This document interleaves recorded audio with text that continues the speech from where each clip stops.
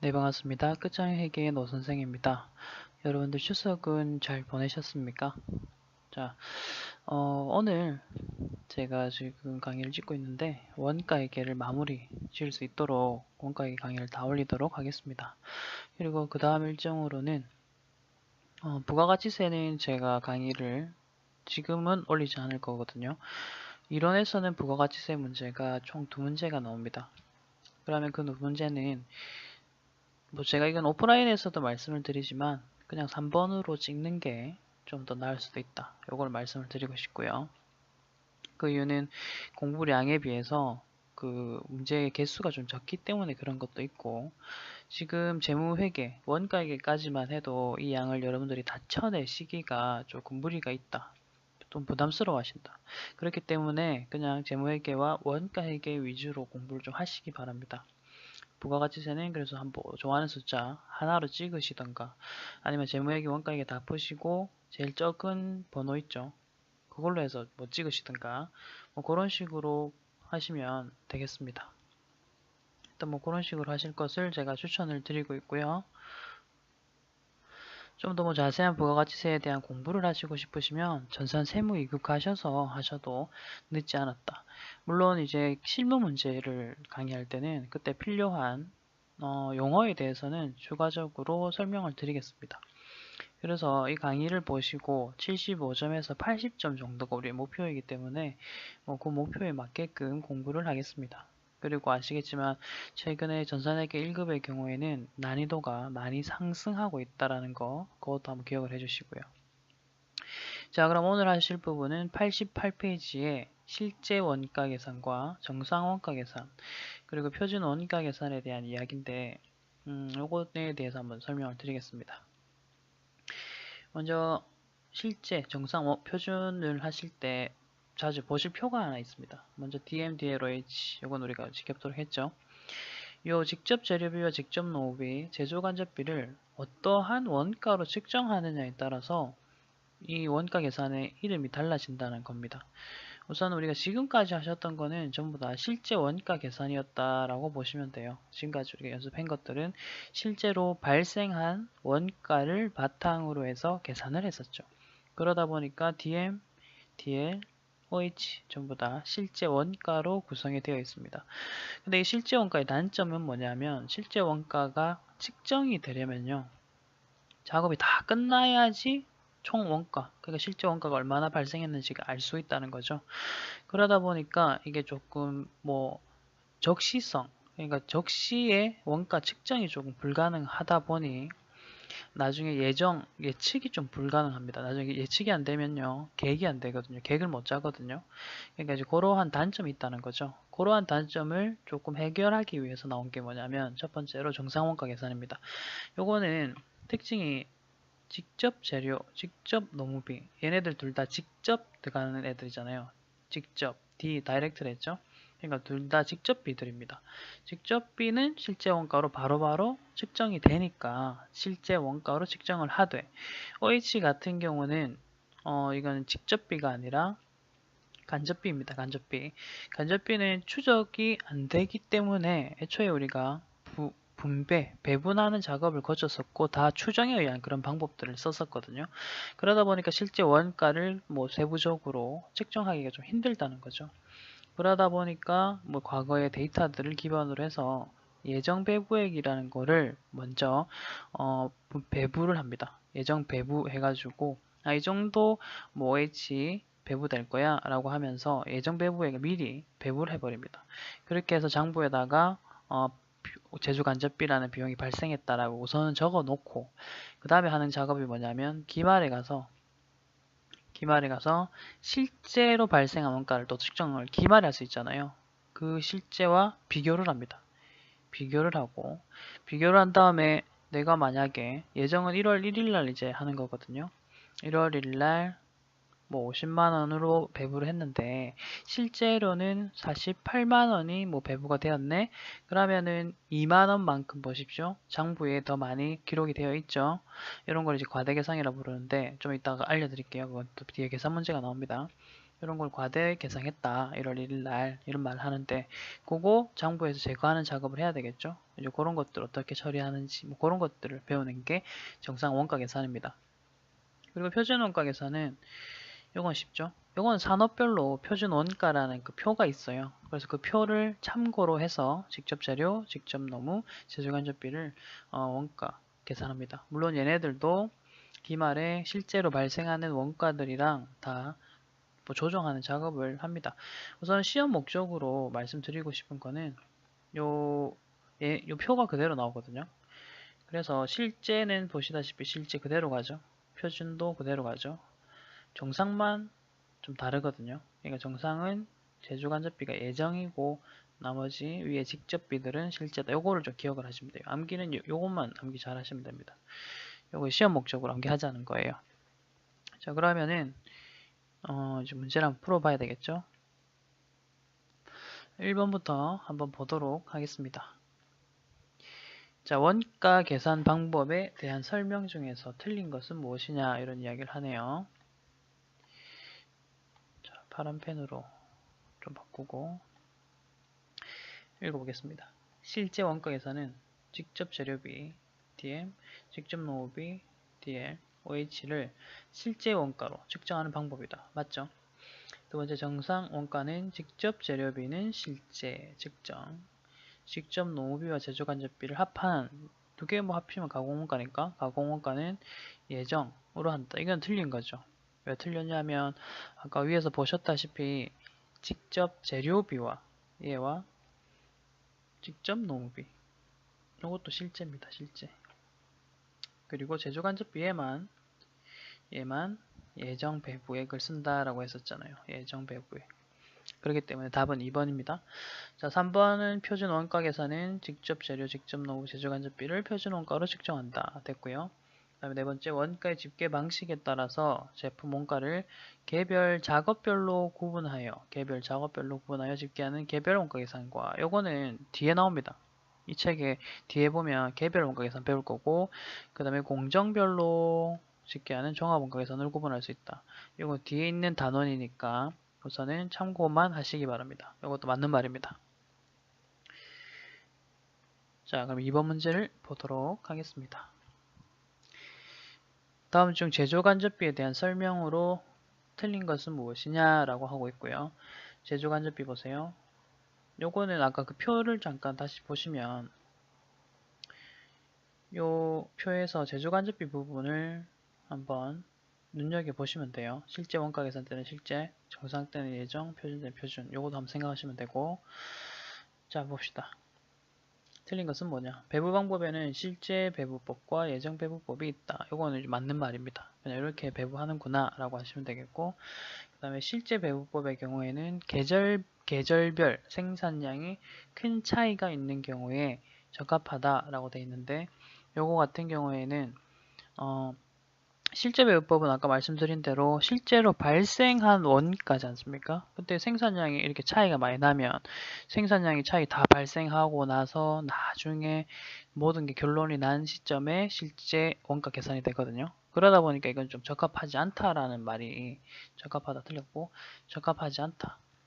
이런 경우에는 우선은 뭐 예정 배분을 하든 표준 원가 배분을 하든 예측된 그러한 원가로 우선 배분을 하고 그냥 기말에 조정하는 게 좀 더 낫다. 그래 보시면 되겠습니다. 적합하지 하지 않은 이렇게 답은 2번. 그다음 여러 제품에 공통적으로 발생하는 원가이기 때문에 제품별로 집계하기 어렵다. 이게 제조간접비의 특징이죠. 간접비 그러니까 추적이 안 되는 원가다 보니까 제품별로 이게 뭐 전기 얼마나 들어갔는데 정확하게 이런 게 좀 안 되고 뭐 감가상각비 얼마나 들어갔는데 이런 게 다 잘 안 되거든요. 그렇기 때문에 맞는 말. 뭐 이제 또 나오네요. 예시가 나오네요. 일반적으로 제조 부문에서 발생하는 임차료, 보험료, 감가상각비 등이 제조 간접비에 이렇게 해당이 되겠죠. 자, 요거가 이제 아까 정상원가 계산 그 내용에서 자, 지금 챕터 5번을 들어갔는데요. 요거 정상원가 계산 하에서요. 아까 제조간접비를 1차적으로 예정 배부액을 먼저 한다 했었죠. 1월 1일. 그 다음에 실제는 12월 31일 날 확인할 수 있다. 그럼 요거를 이제 조정한다 했잖아요. 그러니까 조정하는 작업 어떤 식으로 하느냐, 어떤 식으로 뭐 계산을 해야 되느냐, 뭐 그런 이야기인데요. 우선 지금 보여드리는 요 틀을 좀 기억을 해주세요. 뭐 회계는 보통 틀, 일본말로 하면 와꾸인데 틀을 기억을 좀 해두시면 풀 수 있는 계산 문제가 좀 다양합니다. 그렇기 때문에 이것도 우선은 기억을 좀 하시는데 방법을 먼저 알려드릴게요. 왼쪽에는 제가 실제 적었고요. 오른쪽에는 예정 배부액이라고 적었습니다. 요거는 이제 규칙이 있죠. 어떤 규칙이냐면 실제는 시옷 보이시죠? 예정은 이응 가나다 순으로 빠른 걸 왼쪽에 적으시고 이응이 뒤에잖아요. 오른쪽에 적었습니다. 요건 아시겠죠? 그 다음에 자 보세요. 시옷 시옷 시옷 실제 실제 이렇게 나왔고요. 마지막에 예정이 나옵니다. 이것도 이제 이런 식으로 기억하시면 돼요. 실제 실제 그 다음에 예정 시옷이 3개가 있는 거예요. 뭐 3시옷 뭐 이렇게 해도 되겠고, 그 다음에 뒤에 붙는 거 보세요. 조업도는 작업한 양을 뜻합니다. 작업한 양을 뜻합니다. 그래서 보통 요거를 AQ라고 적어요. 실제는 A잖아요. actually, actual, 그 다음에 조업도, 이거는 quantity, 양이거든요. 생산한 양, 뭐 이런 것들. 그 다음에 뒤에 실제 배부율은, 실제는 이것도 A, 배부율은 가격을 보통 이야기해요. 그러니까 한 개당 가격, 생산량이 뭐 100개면 한 개당 얼마인데, 그래서 두 개를 곱해버리면 이제 실제 발생액이 계산이 되는 뭐 그런 시스템이거든요. 그래서 실제 배부율 얘는 그냥 뭐 한 개당 가격, 골뱅이라 하죠. 그래 보시면 되겠고. 자, 실제 조업도 아까랑 마찬가지로 AQ, 뭐 예정은 표준원가에서는 SP 뭐 이렇게 쓰기는 하는데, 요거는 뭐 예정 배부율, 요것도 뒤에는 일단 P가 들어가는데 예정이라서 뭐 그냥 predictably 하면 P 앞에 쓰시면 되는데, 영어까지는 아실 필요 없어요. 영어는 그냥 한국말이 어떤 식으로 들어갔는지만 좀 기억해 주시고, S를 적을게요. 표준원가 S긴 한데 일단 SP 이렇게 적고 두 개를 이제 곱해 주시면 위에 있는 이런 것들이 계산이 다 된다는 겁니다. 얘네들 다 계산이 된다. 그 다음에 그 숫자를 가지고 한번 예시 좀 드리겠습니다. 실제 조업도는 100개였고, 그 다음에 요거 한 개당 100원이었다. 그러면 10,000원이 되겠죠. 이런 식으로. 근데 이거 두 번째 보세요. 오른쪽 예정 배부에 볼게요. 실제 접도는 똑같이 100개 적으셔야 돼요. 실제 접도니까. 근데 예정 배부율이 뭐 예를 들어서 아까는 실제 배부율 100이었는데 얘는 120이다. 그러면 금액이 이렇게 12,000원 나오겠죠. 이렇게 계산은 되시죠? 자, 그러면 요걸 이제 잃는 법을 알려드립니다. 지금 왼쪽보다 오른쪽이 크잖아요. 요 부등호 보이시죠? 요 부분이거든요. 요걸 과대라고 부릅니다. 뭐 이론적인 설명을 드리자면 왜 과대냐라고 하면 아까 예정 배부액 1월 1일 날 먼저 배분한다 했잖아요. 그냥 그때 배부한 거에 따르니까 12,000원이 배부가 되더라는 거죠. 미리. 그리고 나중에 실제 발생액을 따져보니까 니 좀 많이 배부했네 라고 해서 2,000원만큼 과대 배부했네 라고 부릅니다. 여기 이론적인 설명인데 문제 풀 때는 그게 기억 안 난다는 거예요. 그래서 기억하시는 법을 하나 알려드리자면 과대와 과소 글자가 뭐가 다른지 보세요. 과대는 대라는 글자가 있고 과소는 소라는 글자가 있어요. 대라는 글자를 자세히 보시면 D글자 보세요. D글자는 오른쪽으로 입을 이렇게 벌리고 있죠. 부등호도 오른쪽으로 벌리게 하면 됩니다. 이건 그냥 요령입니다. 이론적인 것도 아니고 그냥 제가 강의를 하는 끝에 학생들한테 알려드리는 요령입니다. 그러니까 그렇게 기억하세요. 그러니까 이 요령을 이게 사용하려고 하면 왼쪽에 항상 실제가 적혀야 되고요. 왼쪽에 실제가 적혀야 되고 오른쪽에 항상 예정이 적혀야 되죠. 그래서 제가 아까 뭐 가나다 어쩌고저쩌고 했던 그런 이야기가 사실 요 과대 요거 때문에 그런 거예요. 그리고 과소는요 그냥 반대의 의미죠. 요 왁구 틀을 지금 한번 좀 기억을 한번 해주시기 바랍니다. 이거 그냥 암기하시는 게 나아요. 암기하시고 그 다음에 이제 문제를 푸시면 돼요. 자, 그러면 이제 1번 문제부터 볼까요? 1번은 이게 좀 용어상에 좀 좀 특이하게 이렇게 나왔었는데 68회 때 이렇게 나왔었는데 뭐 읽어볼게요. 우선은 이 문제는 우리가 위에 정리했던 그 단어랑 조금 달라요. 그러니까 저는 이런 부분이 좀 마음에 안 드는데 원가에게는 워낙 많은 한국에 있는 교수님들이 그 영어로 된 언어를 번역을 하다 보니까 뭐 교수님들 책마다 조금씩 영어가 다릅니다. 그래서 우리는 어쨌든 수험자 입장이기 때문에 그냥 뭐 나오는 대로 기억을 하시는 수밖에 없고, 그리고 68회를 출제하신 분은 지금 밑에처럼 이렇게 배우신 거예요, 본인이. 그래서 이렇게 낸 건데 읽어볼게요. 정상 개별 원가를 계산한다. 그때 제조간접비를 예정 배부하는데 예정 배부 계산식으로 옳은 것은, 예정 배부 계산식이란 단어 보이시죠? 위에 요거랑 같다고 보시면 돼요. 이렇게 같다 이렇게 보시면 되는데, 우리 아까 위에 보시면 실제에 예정 곱했던 거 기억나시죠? 그래서 실제에 예정 곱한 3번이 답입니다. 요 정도로만 하세요, 그냥. 왜냐면 이거 자세히 보시면 발생액이라 해놨잖아요. 근데 우린 조업도라고 배웠거든요. 기존에는 조업도라는 용어를 많이 썼었어요. 근데 68에 오는 순간 발생액이란 단어를 쓰긴 했습니다. 그래서 이제 뭐 이런 거 좀 다 기억하려 하면 머리 아프니까 이때 실제 예정이었으니까 답은 3번 그냥 이렇게 하시는 게 좀 낫지 않을까 싶습니다. 자, 이제 계산 문제 보겠습니다. 자, 계산 문제도 뭐 주기적으로 나오니까요. 요거를 하나씩 보도록 하겠습니다. 어떻게 푸는지 알려드리겠습니다. 자, 우선 1번부터 갈게요. 제조간접비의 예정 배부율은 예정이 나왔죠. 노동시간당, 요건 이제 아까는 개수당 했잖아요. 근데 이제 시간당이라고 하는 거예요. 시간당 90원이고, 그 다음에 직접 노동시간이 43,000시간이 발생했다. 요거는 실제 발생한 시간을 말합니다. 그리고 제조간접비의 배부 차이가 15만원, 그리고 과소라는 말을 쓰고 있다.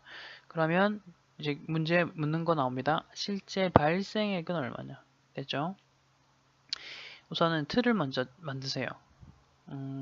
여기에다 이렇게 적을게요. 실제 이렇게 예정 이렇게 그 다음에 아까 이렇게 또 하셔도 돼요. Q, P, Q, P.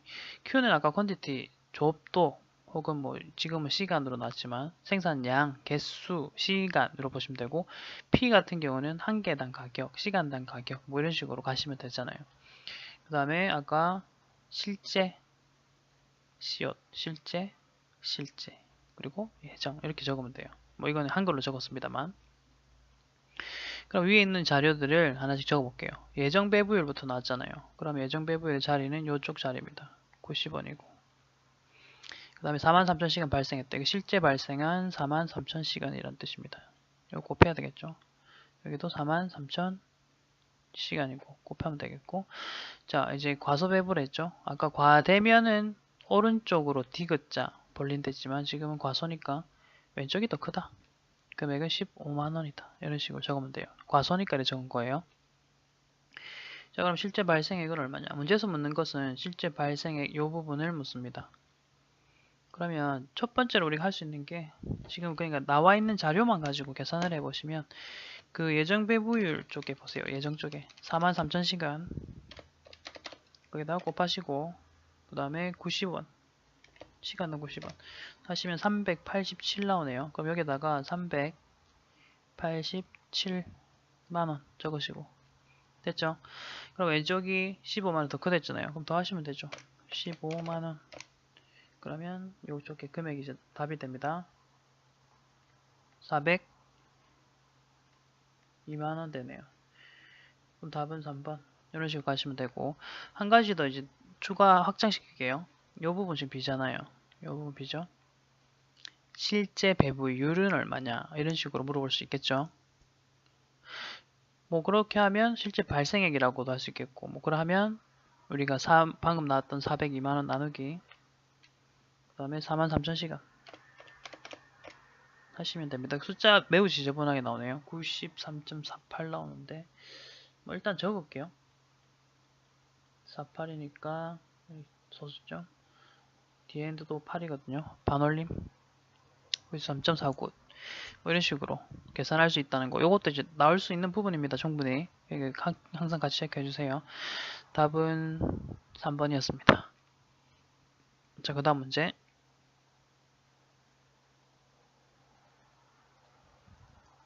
방식은 똑같습니다. 틀을 계속 적으시면 돼요.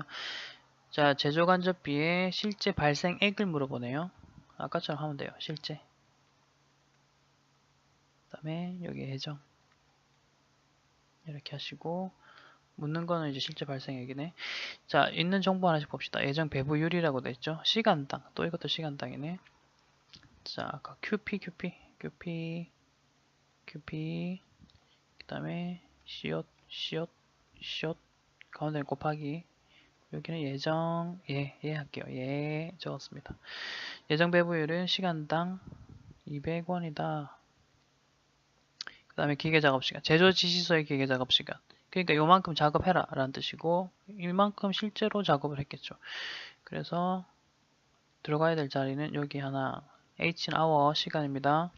여기도 똑같이 6만 시간 hour 사이에 곱하기 들어가 있겠죠. 자, 그리고 과대배분이에요. 그러면 오른쪽이 더 크고 30만원. 자, 이제 계산하면 됩니다. 6만원 곱하기 200원. 계산기 꼭 쓰세요. 암산 되시면 뭐 머리 좋으셔서 매우 부럽습니다만, 우리 같은 일반인들은 암산이 안 됩니다. 그냥 최대한 계산기 쓰세요. 자, 왼쪽이 더 작아야 되죠. 빼기 30만 빼면 1170만원. 자, 요거 이제 구할 부분인데 1170만원. 이게 답입니다. 답은 2번. 아까 말씀드린 것처럼 요 부분도 실제 배부율 요것도 계산하시면 나누기 6만시간 나눌게요. 요거는 딱 떨어지네요. 이거는 195원. 실제로는 배부율이 195원이라고 이렇게 볼 수가 있다. 뭐 이런 이야기가 되겠죠. 자, 그 다음에 이제 3번 갑니다.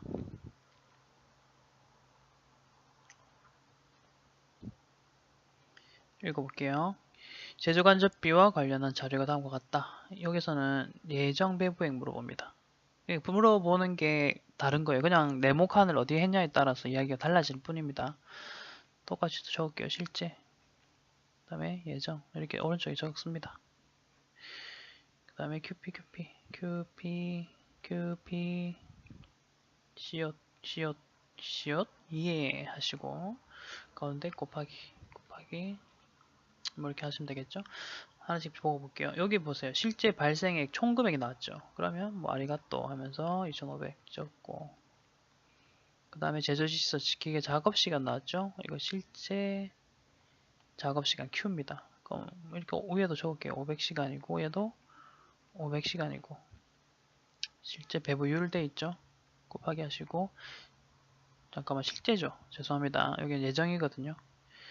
자, 예정이 아닙니다. 실제입니다. 그러면 잠깐만 실제 배부율이랬죠. 오이씨 맞네. 여기네요. 여기 5만원 되고요. 두 개 곱해보시면 밑에 있는 2,500이 나오네요. 예, 그 이야기 했네요. 자, 그 다음에 과소배부니까 왼쪽이 더 크다. 얼마만큼? 150만원만큼 더 크다. 뭐 이런 이야기 하고 있고, 그리고 문제에서 물어본 게 예정 배부액이 얼마냐 이렇게 물어보고 있습니다. 뭐 그러면 2,500만원에서 자 2,500에서 그 다음에 빼기 하시고 오른쪽이 작아야 되니까요. 150만원 뺍니다. 그럼 2,350 되네요. 자, 2,350이 답입니다.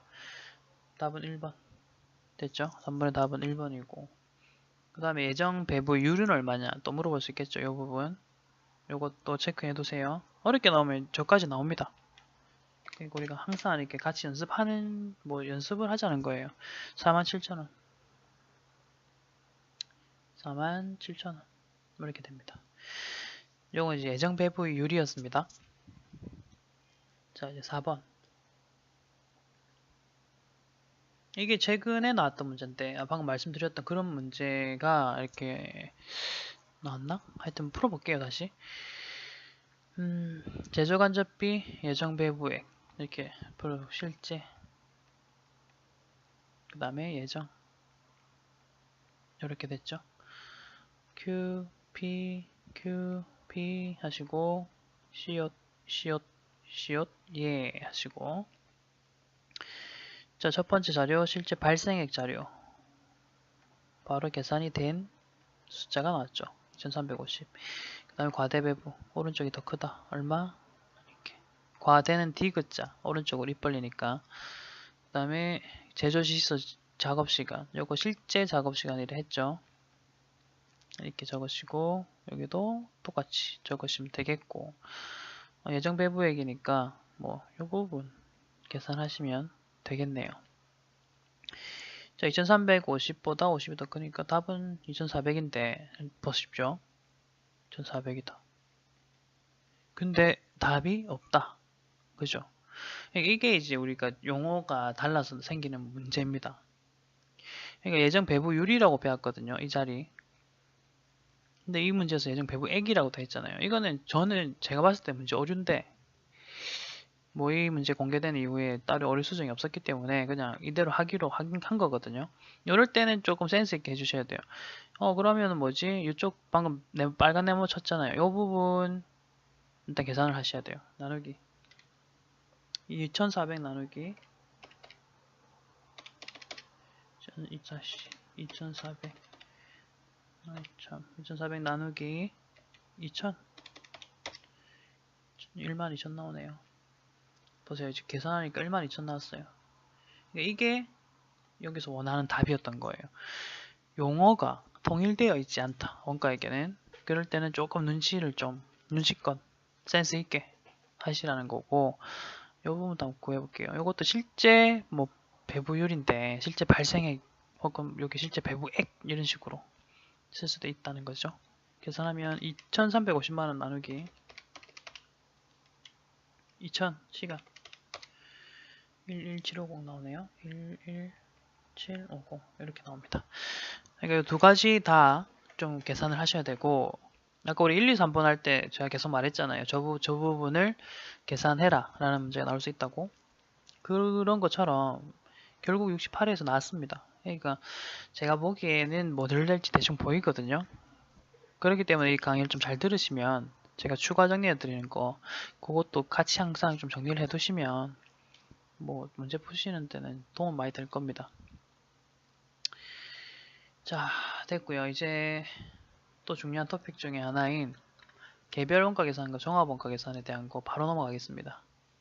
개별, 종합. 요거는 생산 형태에 따른 여기 보이시죠? 생산 형태에 따른 원가 계산 방법의 뭐 분류거든요.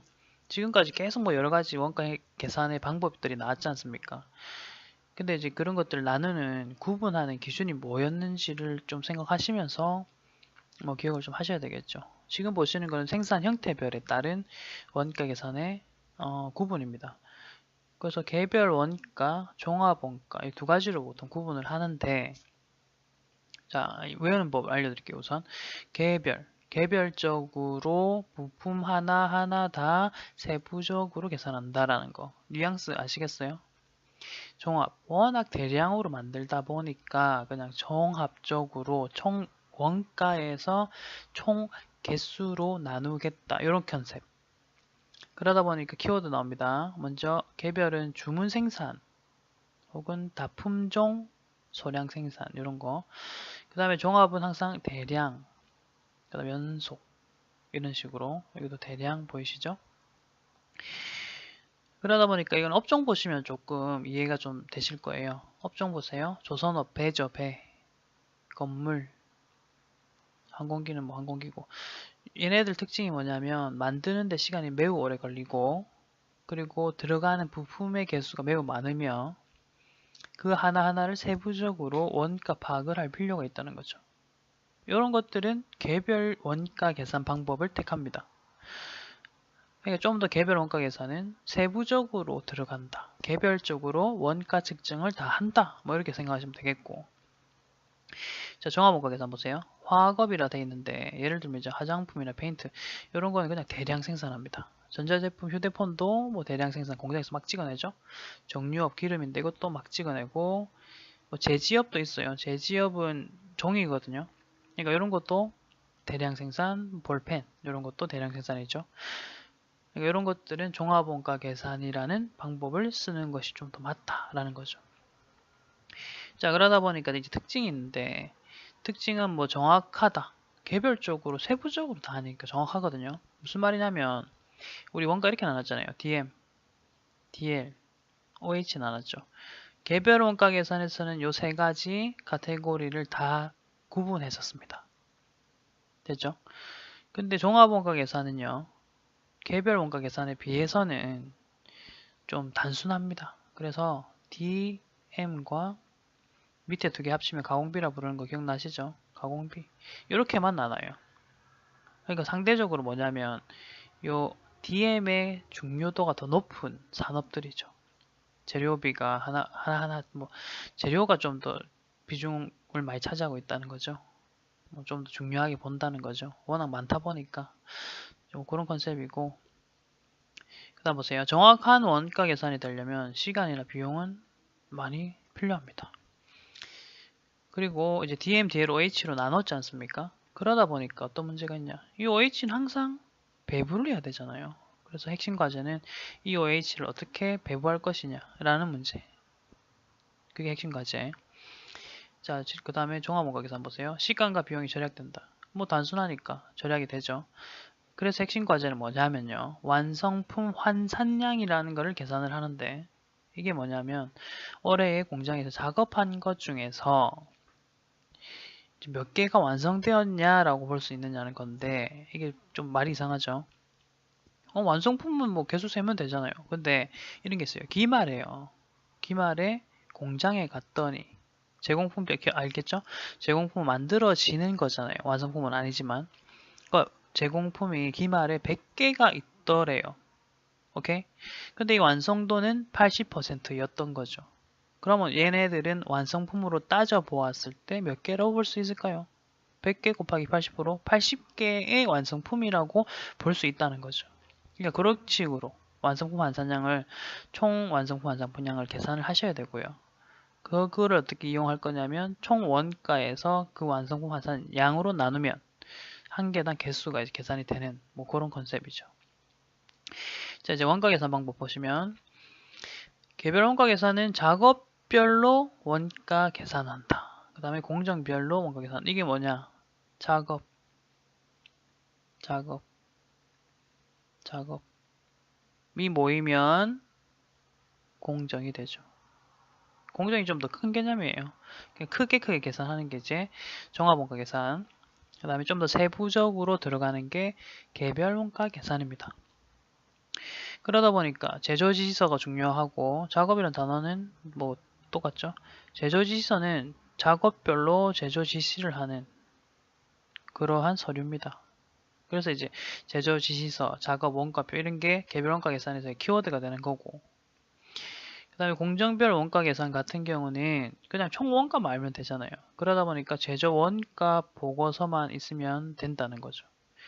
요거는 제조 원가 보고서는 우리 맨 처음에 배웠던 거 원재료 제공품까지 요 부분에서 발생한 원가를 확인할 수 있는 표입니다. 그게 제조 원가 보고서라고 아시면 되겠죠. 그러니까 총 원가만 있으면 총 그 완성품 환산량으로 나누면 되니까 이런 거고, 그 다음에 개별 원가는 하나의 작업 다 체크를 하셔서 정확하게 뭐 측정을 하겠다, 뭐 그런 컨셉입니다. 자, 그럼 문제를 한번 풀어보겠습니다. 우선 요거는 말 문제로도 좀 많이 나오고요. 그 다음에 종합원가 계산하는 방법이 좀 많이 나옵니다. 그럼 개별 원가 계산은 안 나오냐고 이렇게 물어보실 수 있는데 우리 맨 처음에 사실은 배웠어요. DM, DL, OH 해가지고 원재료에서 출발하고 그 다음에 제공품, 그 다음에 제품, 매출원가 이렇게까지 가는 뭐 그런 거 DM, DL, OH가 다 나왔던 그런 계산식들이 있었죠. 그게 개별 원가 계산이었다 정도로 보시면 되겠습니다. 그러니까 이제 종합원가 계산 문제만 남았죠. 그게 뒤에 나올 거라는 거죠. 우선 말 문제부터 보겠습니다. 1번부터 이야기를 하겠습니다. 1번. 자, 개별 원가 계산과 종합 원가 계산의 차이점을 설명한 것 중에서 틀린 것은 무엇이냐? 항상 이렇게 비교시키는 게 주로 나옵니다. 차이점을 설명한 것 중 틀린 것. 뭐 틀린 거 찾으면 돼요. 자, 개별은 다품종, 소량, 주문. 종합은 동종의 유사한 제품을 대량. 맞죠? 두 번째, 개별 원가 계산은 작업별로, 종합 원가 계산은 공정별로. 맞고요.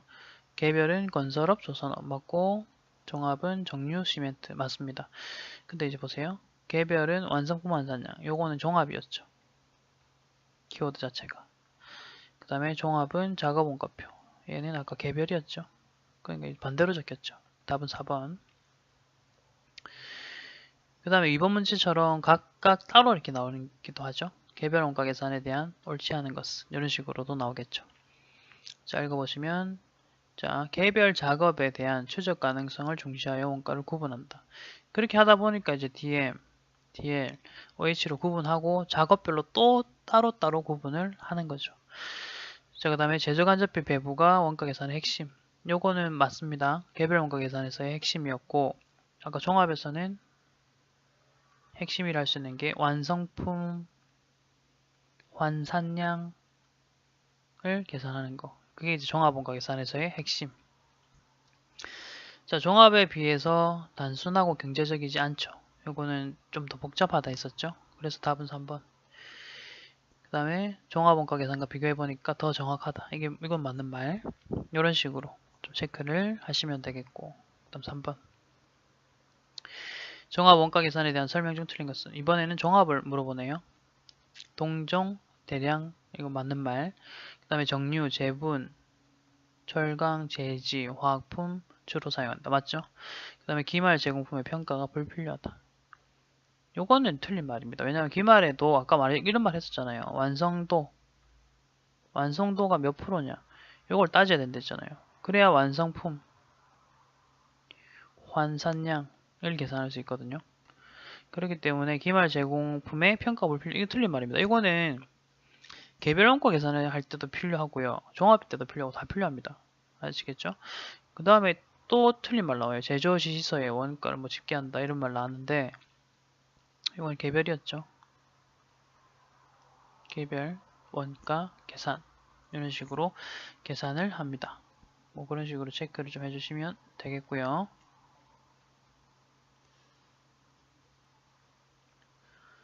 자, 그 다음에 답은 그래서 3번. 네 번째. 개별 원가 계산에 비해서 정확성은 낮다. 맞죠? 하지만 대량 생산 체계에 적용하기 쉽다. 맞죠? 답은 3번입니다. 자, 그다음 4번 문제. 종합과 개별을 비교해라. 틀린 거 찾아라. 재료비와 가공비의 구분이 중요한 것은 종합이다. 아까 그런 말씀 드렸던 기억나세요?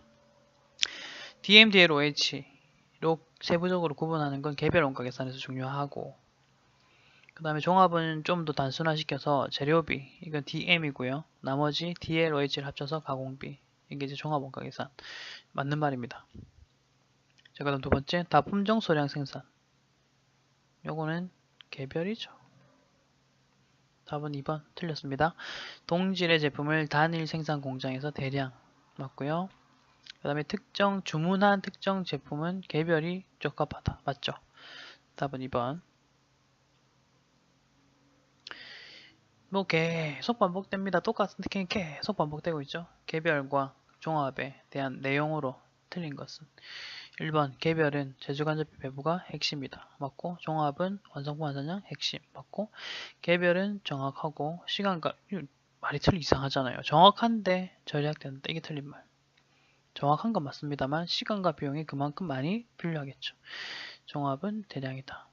뭐 이런 식으로 보시면 되고 6번 종합, 개별, 올바른 것은 자 가볼게요. 종합 왼쪽, 개별 오른쪽 핵심 과제 종합의 핵심 과제는 완성품 완산량이죠. 일로 가야 되고 그 다음에 개별은 제조간접비 배분 니는 일로 가라 됐죠? 반대로 됐어요. 그러니까 틀린 거고 업종은 조선업 니는 개별, 통조림 이쪽 두 개 또 반대죠. 자 그 다음에 원가 집계 보세요. 종합은 공정별 혹은 부문별로 집계하는 것이고 맞습니다. 그 다음에 개별, 작업별로 집계한다. 답은 3번. 장점도 두 개가 바뀌었습니다. 답은 3번. 자, 그 다음에 이런 문제도 나왔어요. 이런 문제가 좀 편하기 좋은 문제죠. 우리한테는 쉽게 접근할 수 있으니까. 개별에 적합한 업종이 아닌 것은 이거는 거는요 너무 쉽다 보니까 문제를 좀 잘 읽어 주셔야 돼요. 아닌 것은 이랬습니다. 화학공업이 답이네요. 항공기, 건설, 조선은 개별이고 됐죠? 8번 개별을 적용하기 이것도 아는 것입니다. 비행기, 선박, 주문용이란 말 보이시죠? 소프트웨어는 대량 생산한다라고 생각할 수도 있지만 주문용이란 단어 때문에 개별이 됐고 답은 휴대폰. 다음 중 개별 원가 계산에 대한 설명으로 옳지 않은 것은 개별, 옳지 않은 것. 선박, 비행기 맞고 제지업은 적합하지 않다. 맞고요. 작업별로 직접 추적한다. 요거는 한번 조금 잠깐만요. 이게 이제 답이죠. 왜냐면은 직접 추적은 DM이나 DL은 뭐 가능하죠. 하지만 OH는 간접비라서 추적이 안 됩니다. 그러니까 직접 추적한다라는 모든 직접 추적이 틀린 말. 작업 원가표 사용 그리고 제조 간접비는 또 배부하는 절차를 따른다. 요거 우리가 앞에서 막 제조 간접비를 뭐 직접 노무 시간을 기준으로 혹은 뭐 직접 재료비를 기준으로 이런 거 막 했었거든요. 이제 그런 거를 말하는 겁니다. 자, 10번. 종합 적합하지 않은 축구공 종합이고요. 이거 종합. 맥주 종합, 휴대폰 종합. 비행기는 주문 생산. 답은 4번. 뭐 쉽습니다. 여러분 뭐 제가 설명드릴 거 없죠? 자, 11번. 종합 틀린 거. 대량. 그 다음에 공정. 맞죠? 자동차 전자제품 종류. 맞죠? 근데 특징. 제조간접 배분은 요거는 아닙니다. 요건 개별이고요. 완성품, 환산량, 계산. 요게 이제 특징이 되겠죠. 답은 4번. 자, 12번. 이제 요건 조금 보시면 말이 좀 어렵긴 한데 한번 읽어볼게요. 선입선출법에 따른 종합 원가 계산에 대한 설명 중에서 두 가지 키워드입니다. 선입선출법, 그 다음에 종합. 다음 설명 중에서 옳지 않은 것은 사실 요거는요 밑에 있는 계산 문제를 좀 풀어보시면은 뭐 이해가 되실 것 같은데 저는 말 문제니까 우선 풀게요. 먼저 제조 착수된 것이 먼저 완성된다. 이거 맞습니다. 이건 맞는 말입니다. 재고자산 때도 나왔지만 항상 먼저 들어온 게 먼저 나간다. 그걸 말이 조금 바뀌어서 먼저 제조 착수된 게 먼저 완성돼서 나간다. 이렇게 보시면 되고 기초 제공품이 없는 경우에는 제조원가는 평균값과 동일하게 계산. 이거 맞는 말인데 요거에 대한 설명은 뒤에 계산 문제 가서 한번 보시면 좀 이해가 되실 겁니다. 자, 완성품 완산량은 단기의 작업량을 의미한다. 그렇죠. 단기에 작업한 것 중에서 이제 완성품으로 볼 수 있는 게 뭐 몇 개냐 그런 이야기거든요. 자, 그래 보시면 되겠고 이제 네 번째 전기의 성과를 고려하지 않는다. 이건 틀린 말입니다. 왜냐하면 선의선출법은 기초가 먼저 완성된다 하잖아요. 전기의 성과가 뭡니까? 전기의 성과는 기초입니다. 기초. 기초. 그러니까 고려한다죠. 그리고 뭐 고려하니까 뭐 계획과 통제, 그 다음에 제조 부분의 성과 평가에도 유용한 정보를 제공할 수 있다. 뭐 이렇게 보시면 되겠습니다. 답은 4번. 부합하지 않는다가 아니라 부합합니다. 작년에 작업한 거를 확인하고 그럼 올해 얼마나 작업했는지 알 수 있잖아요. 그러니까 이제 계획과 통제가 가능하겠죠. 자, 13번 하고 이제 말 문제는 끝이 나네요. 자, 13번 보겠습니다. 종합 원가 계산 하에서는 원가의 흐름 또는 물량의 흐름의 가정에 따라서 완성품 완산량이 다르게 계산이 되는데 이것도 이제 계산 문제에서 하는 건데 무슨 말이냐면 가정에 따라라는 말 하잖아요. 이게 선입선출법이랑 그 다음에 평균법 이 두 가지로 주로 계산을 시키거든요. 이 두 가지에 따라서 조금 뭐 완성품 완산량이 다르게 계산이 됩니다. 그거는 계산해 보시면 아실 거거든요. 자, 읽어볼게요. 계속. 다음 중 선입선출법을 적용하는 경우에 대한 설명. 그러니까 키워드 하나 나왔죠. 손위선출법 옳지 않은 것은 나는입니다. 자, 1번. 전기와 단기 발생 원가를 구분하지 않고, 여기에서 바로 틀린 말입니다. 전기, 단기 발생 원가를 구분하죠. 왜냐하면 기초가 먼저 완성된다면서요. 손위선출법은. 그러니까 답은 1번. 여기서 일단 틀렸습니다. 그리고 모두 단기 발생 원가로 가정한다. 요거는 평균법에서 이야기거든요. 평균법을 한번 생각해 보시면, 평균법은 기초 구분하기 싫어. 그냥 기초에 있든 이번에 돈이 새로 생산했든 간에 전부 다 단기에 발생한 것으로 보겠다. 그게 바로 평균법의 컨셉.